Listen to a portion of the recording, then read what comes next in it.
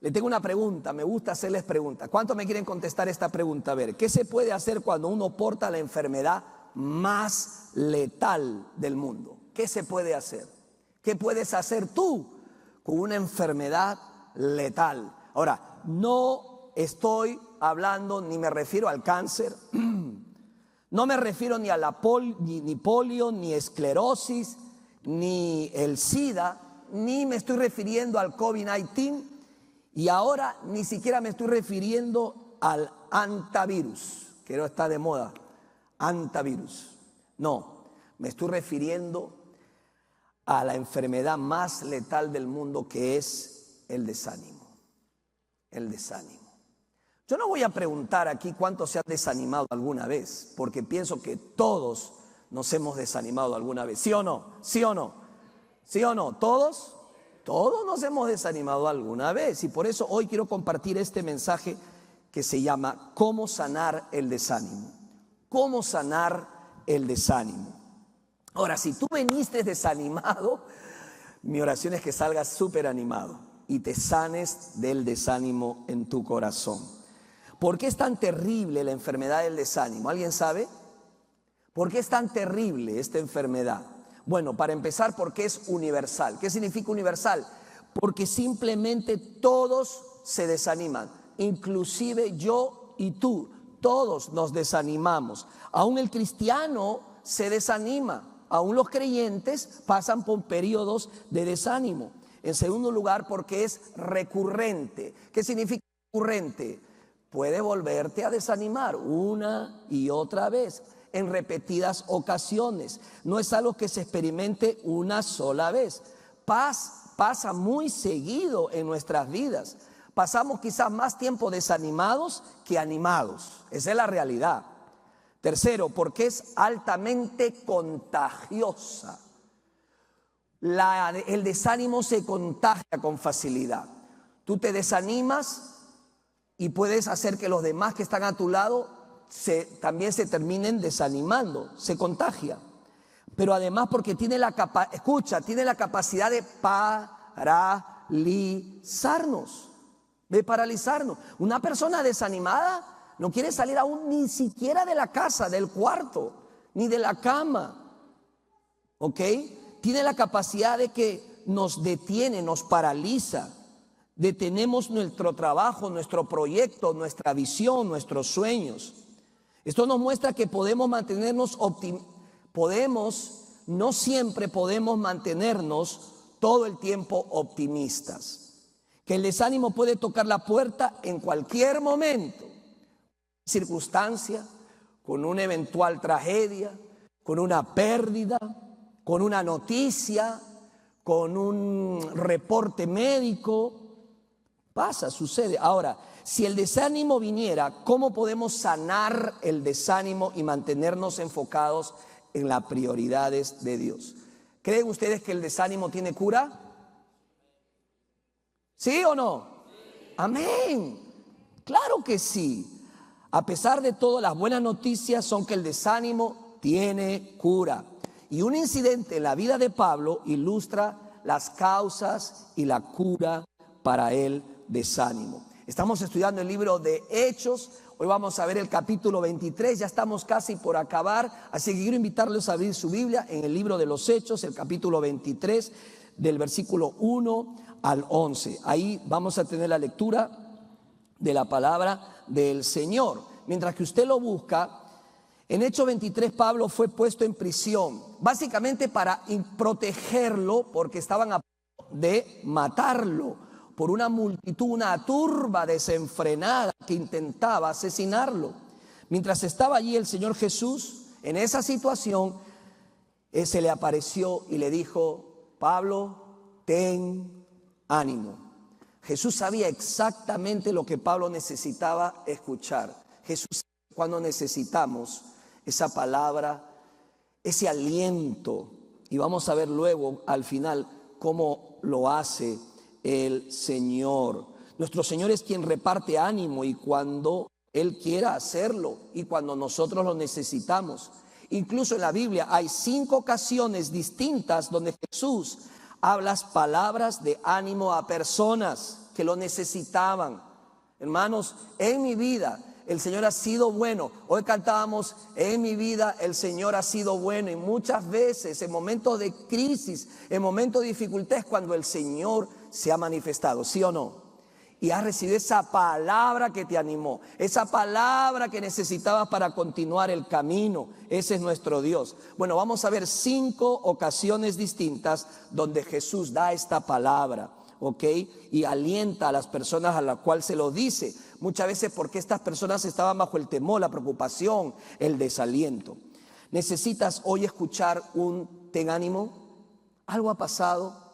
Miren, no es casualidad, no es que me lo han contado, no te preocupes. Pero si estás aquí y llegaste aquí, es porque tú necesitas este mensaje y todos necesitamos este mensaje. ¿Hay alguien en tu vida a quien podrías animar? ¿Hay alguien en tu vida a quien podrías animar? Quizás mamá, papá, amigo, amiga, hermano, compañero de trabajo. Bueno, este mensaje te va a ayudar.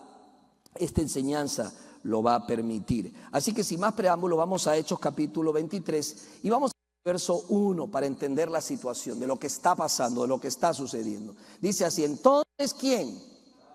Pablo, mirando fijamente al concilio, dijo: varones hermanos, yo con toda buena conciencia he vivido delante de Dios. ¿Hasta cuándo? Hasta el día de hoy, dice.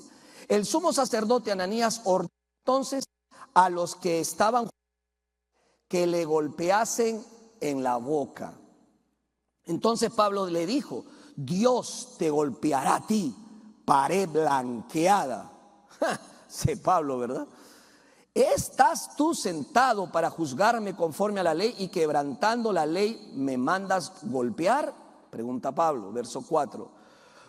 Los que estaban presentes dijeron: ¿al sumo sacerdote de Dios injurias? Pablo dijo: no sabía, hermanos, que era el sumo sacerdote, pues escrito está: no maldecirás a un príncipe de tu pueblo. Entonces Pablo, notando que una parte era de saduceos y otra de fariseos, alzó la voz en el concilio: varones hermanos, yo fariseo, hijo de fariseo, acerca de la esperanza y de la resurrección de los muertos se me juzga.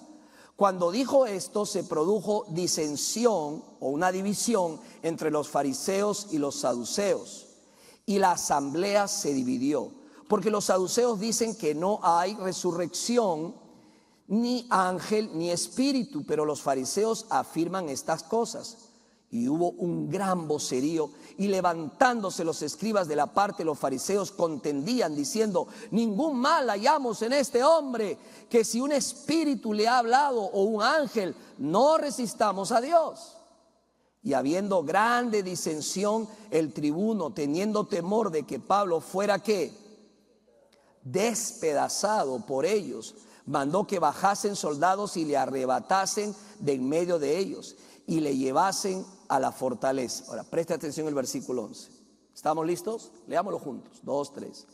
A la noche siguiente se le presentó el Señor y le dijo, ¿qué le dijo? Ten ánimo, Pablo, pues como has testificado de mí en Jerusalén, así es necesario que testifiques también en Roma. Oremos. Gracias, Señor, por tu palabra. Oramos que esta no vuelva vacía, que sea de bendición para nuestras vidas, que nos animes con ella, Señor, nos sanes de ese mal que es el desánimo que muchas veces toca nuestros corazones, toca nuestras vidas y no nos permite avanzar. Te lo pedimos en el nombre de Jesús. Amén.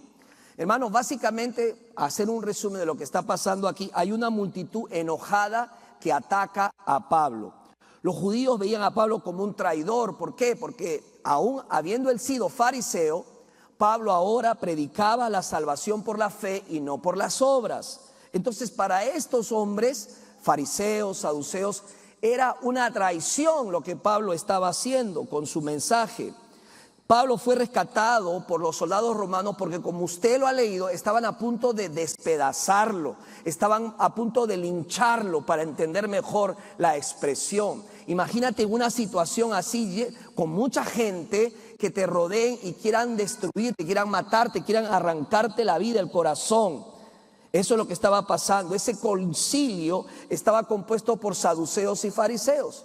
Y como lo hemos leído, al final ellos no se ponen de acuerdo, hay una pequeña división. Los saduceos rechazaban la resurrección. Ellos no creían en la resurrección, ni en ángeles, ni espíritus. Entonces esto Pablo lo sabía y su único recurso fue apelar a esta situación. ¿Por qué? Porque así como él, los fariseos sí creían en la resurrección, en espíritus y ángeles. Entonces Pablo dice: me están juzgando y me quieren sentenciar por una creencia que mucha de la gente que está aquí también comparte conmigo.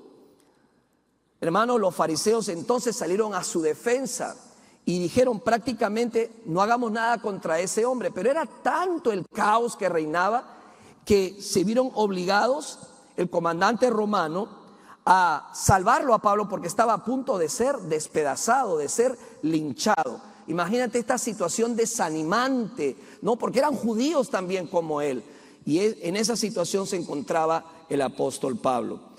Y por eso podemos desprender que siempre hay causas del desánimo. Ahora, no pretendo cubrir todas las causas, de repente usted está aquí y está desanimado por alguna causa que yo no estoy mencionando. Está bien, he tratado de ser muy estricto con el pasaje y por lo menos encontramos algunas causas del desánimo de Pablo, porque asumimos entre líneas que Pablo estaba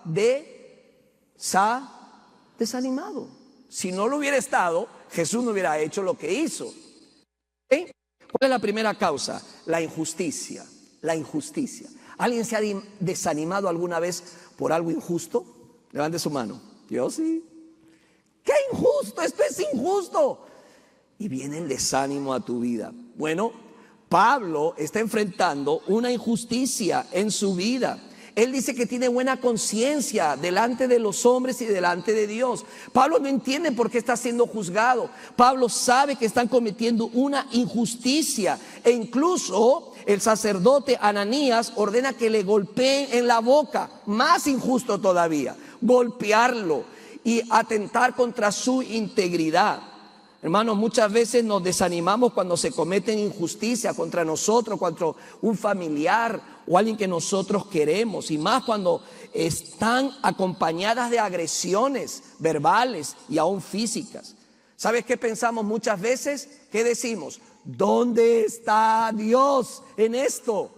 ¿Dónde estás, Dios? ¿Por qué permites esto en mi vida, en mi familia? Es normal que expresemos eso.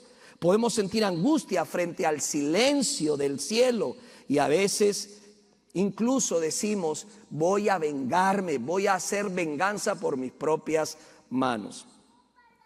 Esto nos agota y puede debilitarnos y llenarnos de desánimo. Las injusticias. Otra causa la primera la encontramos en los versículos 2 y 3, la segunda en los versículos 4 y 5, la falta de respeto. La falta de respeto. Hermanos, la falta de respeto y la autoridad corrupta dentro del consejo hizo que Pablo respondiera a la agresión. Hermanos, estaban faltándole el respeto a este hombre. Estaban haciendo lo que querían con este hombre injustamente. Y Pablo trata de una u otra manera defenderse, apelando a que sus creencias eran las mismas que la mitad del concilio, porque él como fariseo se identificaba con los demás hombres que estaban ahí. Esto resalta el ambiente hostil y la falta de un proceso judicial justo y ordenado. ¿Alguna vez te han faltado el respeto sin razón alguna? Levante la mano, levante la mano. ¿Alguna vez? Ya. Y decimos: qué desanimante es esto. ¿Por qué tengo que pasar por esta situación? Otra causa, versículos del 6 al 9, la división y contienda intensa. Otra de las causas es las divisiones. Siempre las divisiones traen desánimo. ¿Qué es lo que hizo Pablo al percibir esta división entre saduceos y fariseos? Pablo astutamente declara ser fariseo y ser juzgado por la esperanza y la resurrección de los muertos. Esto desata una enorme disputa y un griterío entre los dos grupos, demostrando que no había una verdadera búsqueda de la justicia. Pablo se encontró en medio de una feroz contienda. Pablo se sintió desanimado por tal división que estaba aconteciendo frente a sus ojos. Las divisiones son fatales, hermanos. y pueden desanimarnos. Déjame decirte, un matrimonio dividido es desanimante. Que entre el esposo y la esposa no se pongan de acuerdo, eso desanima. Otra forma de división, por ejemplo, entre los hermanos de sangre, entre los propios hermanos hay división, eso trae un gran desánimo. La división en una iglesia también trae mucho desánimo. Un país dividido puede traer mucho desánimo a nuestras vidas. Pablo sintió la división, vio la división y eso le trajo desánimo a su corazón. Y por último, el temor a las amenazas. El temor a las amenazas. Mira lo que dice Hechos capítulo 23, versículo 10. Dice, y habiendo grande división, el tribuno, teniendo temor de que Pablo fuera despedazado por ellos, mandó que bajasen soldados y le arrebatasen de en medio de ellos y le llevasen a la fortaleza. Hermanos, yo estoy seguro que no solamente estos hombres tuvieron temor, sino que el mismo Pablo sintió un temor escalofriante al ver que la muchedumbre podía lincharlo y quitarle la vida. El temor a las amenazas. Lo más desanimante es cuando tu vida está en riesgo, tu economía está en riesgo, la amenaza de una pérdida inminente. Son situaciones que desaniman nuestro corazón. ¿Tienes temores en este momento? ¿Qué es lo que te desanima? ¿El futuro? ¿Tu presente? ¿Qué le impide o qué te impide desarrollarte y madurar? ¿Sientes temor de ser criticado o pasar vergüenza? ¿Tienes miedo de dar ese paso gigantesco y conseguir un nuevo empleo? ¿Hacer ese negocio que querías tanto? Tal vez sea el temor de sentirte incompetente para esa nueva labor, para esa nueva asignación. Quizás sea el temor de no poder soportar la presión o temor a tener que ser perfecto todo el tiempo. El temor siempre desanima. ¿Cómo puedes saber si su desánimo es causado por el temor? ¿Siente una inclinación profunda a huir? Le pregunto. Necesito salir de aquí, necesito huir. Tiene un deseo intenso de escapar de sus responsabilidades y presiones. ¿Tiene temor? Está desanimado, está desanimada. La reacción natural del temor es huir. Pero déjeme decirte, huir no soluciona las cosas. Huir de un matrimonio, de una familia, de un trabajo, de una situación difícil, no arregla las cosas. Mire a Pablo. Pablo enfrentó una combinación de injusticia, de violencia física, de desorden judicial y una amenaza inminente, directa contra su vida. Estas circunstancias serían abrumadoras para cualquier persona y para mí también, y seguro para ti también. Pero Pablo no está solo. ¿Alguien dice un amén? Pablo no estaba solo. ¿Cuál es el antídoto para esta terrible enfermedad del desánimo? Aquí es donde yo quiero ir. Mire el versículo 11. Vamos a leerlo nuevamente. En mi Biblia está marcado en rojo, no sé si en la tuya lo está. Pero cada vez que yo encuentro líneas marcadas en rojo es porque estas palabras las dijo ¿quién? Las dijo Jesús. Mira lo que dice. A la noche siguiente se le presenta ¿quién? ¿Quién es Señor? Jesús. Dice, se le presenta a Jesús y le dijo: ten ánimo, Pablo. ¡Wow! Hasta la piel se me pone. Ten ánimo. Le llamó por su nombre. Pablo, sé cómo estás, sé lo que estás pasando, sé que no entiendes muchas cosas de las que estás viviendo, pero Pablo, estoy aquí para decirte, ten ánimo. Ten ánimo. Ten ánimo. No te rindas. Ten ánimo. No claudiques. No tires la toalla, Pablo. Ten ánimo. Y dice además, pues como has testificado de mí en Jerusalén, así es necesario que testifiques también en Roma. Ten ánimo. La frase ten ánimo también se traduce como cobra ánimo. Sé valiente, no te rindas. ¿Cuál te gusta más? A mí me gustan todas. Di ánimo, valiente, no me rindo. La última es más impresionante. No me rindo. Dile a la persona que está a tu lado, no me rindo. Aleluya. Este término es hermoso. En el original es tarseo, que significa tener confianza y cobrar ánimo. Pablo, hermanos, iba a permanecer en la prisión, privado de su libertad, arrestado en su domicilio durante años mientras intentaba obtener un juicio justo. Pero ¿tú crees que Dios se le escapó la situación de Pablo? Pablo estaba en el medio de la voluntad de Dios, porque estaba donde Dios quería que estés. Mira, muchas veces nos encontramos en circunstancias muy difíciles y pensamos que a Dios se le ha escapado algo. No, a Dios no se le escapa nada. Estamos en el centro de la voluntad de Dios. ¿Cuántos dicen amén? No lo entiendo, no lo comprendo, no lo proceso, pero yo sé que mi Redentor vive y que Él está en control. Yo soy su hijo y Él me ama. Soy su hija, Él me ama y todo ayuda a bien a los que amamos a Dios. Yo lo creo, yo lo confieso y yo lo recibo. Pablo estaba en una situación difícil, quizás con el temor de que lo puedan matar.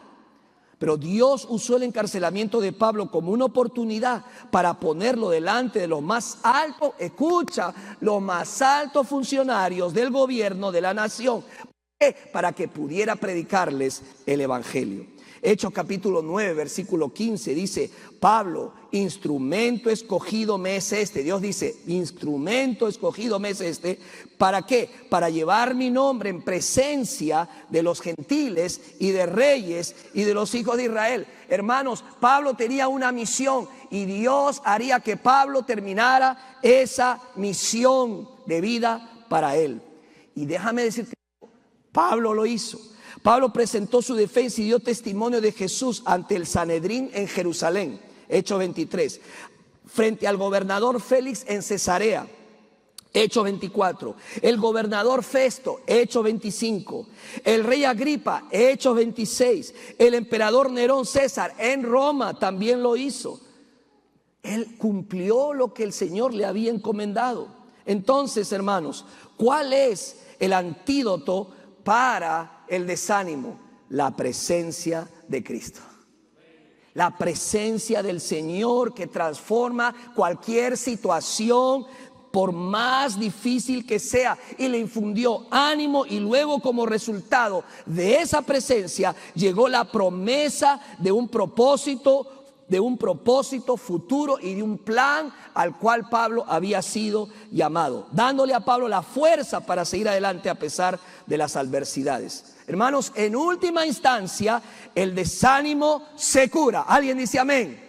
El desánimo se cura no solo por saber que Dios tiene un plan futuro, sino porque su presencia es el fundamento sobre el cual descansa nuestra fe y todas sus promesas. Amén.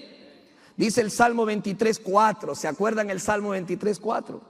Aunque pase por el valle de sombra de muerte, dice la Biblia, aunque pase por el valle de sombra de muerte. Dice aunque pase, o sea, nos tocará pasar por valles difíciles. Aunque pase por el valle de sombra de muerte, dice David, no temeré mal alguno, porque tú estás conmigo. Tu vara y tu cayado me infunden aliento. Amén. Eso es en el Antiguo Testamento. En el Nuevo Testamento, Jesús dijo en Mateo 28:20, lo pueden ver en esta nueva traducción viviente: enseñen a los nuevos discípulos a obedecer todos los mandatos que les he dado. Y escucha, tengan por seguro esto, que estoy con ustedes siempre, diga siempre, hasta el fin de los tiempos. ¿Alguien puede decir gloria a Dios? Amén. Ahora, aunque Cristo no se nos aparezca visiblemente hoy, aunque Él lo hace en algunos lugares, y usted dirá, ¿por qué se manifiesta de esa forma y por qué no aquí? Porque a mí me gustaría ver a Jesús. ¿A quién no le gustaría? Lo hace porque en lugares cerrados al evangelio no hay Biblias, no hay iglesias, no hay pastores, no hay misioneros quizás, pero ahí está Jesús. Y Él se le manifiesta y estas personas sueñan con Cristo porque a Cristo nada lo detiene. Y luego esas personas buscan a misioneros para que le expliquen los sueños que han tenido con Jesucristo. Pero déjame decirte, de esta parte del mundo nosotros tenemos muchos recursos. Y aunque Cristo no se nos aparezca visiblemente hoy como a Pablo, su presencia y su ánimo son reales. ¿Alguien lo cree? Yo lo creo. Son poderosos en la vida del creyente a través de 3 vías principales. Si quiere, apúntelo. Número 1, el Espíritu Santo. El Espíritu Santo, hermanos, es la presencia viva de Dios con nosotros. Está con nosotros el Espíritu Santo y en nosotros, dice la Escritura. Es nuestro consolador y guía, Juan 14, 16 y 26. Es a través del Espíritu que experimentamos paz, fortaleza y el ánimo de Dios de manera personal e íntima. Otra vía por la cual Jesús se manifiesta, la palabra de Dios, la Biblia. Hermanos, ¿cuántas veces hemos tenido momentos de desánimo? ¿Cuántas veces nos hemos sentido desanimados por una noticia, por algo que nos enteramos, por un documento de un médico que nos dijo esto o el otro? Y abrimos la Escritura y esa Escritura nos da ánimo, nos da esperanza. ¿Por qué? Porque nos recuerda las promesas de Dios que son sí y amén. Son promesas inquebrantables. Al leerlas y meditar en ellas, el Espíritu nos ilumina, trayendo consuelo, dirección y un sentido de la presencia de Dios en nuestras vidas. El Espíritu Santo, la palabra de Dios y por último, déjame decirte, la comunidad de creyentes, que es la iglesia. Por eso yo insisto tanto, qué importante es pertenecer a una iglesia, ser miembro de una iglesia, compartir con los creyentes, porque Dios ha puesto la iglesia para animarnos mutuamente y alentarnos mutuamente. ¿Cuántos de nosotros hemos venido a la iglesia en un servicio o en un grupo de conexión y alguien nos ha dado una palabra y decimos, wow, ¿y cómo él sabía? Es Jesús que nos está diciendo, ten ánimo, no renuncies, no te rindas. Hijo, hija, ten fe, yo estoy contigo. Hebreos capítulo 10, versículo 24, vaya conmigo a sus Biblias. Dice Hebreos 10, 24, y voy a hacer un llamado al final. Hebreos 10, 24 dice así, y considerémonos unos a otros para estimularnos al amor y a las buenas obras. No dejando de congregarnos como algunos tienen por costumbre, sino exhortándonos y tanto más cuando veis que aquel día se acerca. ¿Quieres saber qué es la iglesia? Hebreos te dice qué es la iglesia. Es un grupo de personas que se estimulan al amor y a las buenas obras, pero también se exhortan mutuamente. Hermanos, así que aunque no lo veamos, el Señor nos anima hoy activamente a través de su Espíritu, a través de su palabra y a través de su iglesia. Volvamos a Pablo. El éxito a los ojos de Dios, escucha, se mide por la fidelidad, no por los resultados. ¿Quieres que te lo repita? El éxito a los ojos de Dios se mide por la fidelidad, no por los resultados. Déjame decirte algo, no existe ningún registro de que alguno de los oficiales del gobierno con quienes Pablo habló hayan aceptado a Cristo como Señor y Salvador personal. Esas autoridades, no aparece registro, pero sí hay evidencia de que miembros de la casa del César llegaron a ser cristianos. Vaya conmigo a Filipenses, ahí lo va a ver. Filipenses capítulo 4, mira lo que dice el versículo 22, Filipenses 4, 22, dice: todos los santos os saludan y especialmente los de la casa de César. Todos los santos, esa palabra santos la Biblia lo da a los cristianos, a los creyentes, discípulos de Jesús. Habían personas de bajo rango, soldados que incluso venían a cuidar a Pablo. ¿Y sabe qué hacía Pablo? Cada vez que esos soldados venían a cuidarlo, ¿qué cree que hacía? No sé qué ponía a quejar, ni a llorar, ni nada. Lo que hacía era predicar el evangelio. Y muchos se convirtieron al cristianismo y aceptaron a Cristo en su corazón como Señor y Salvador personal. Ten ánimo.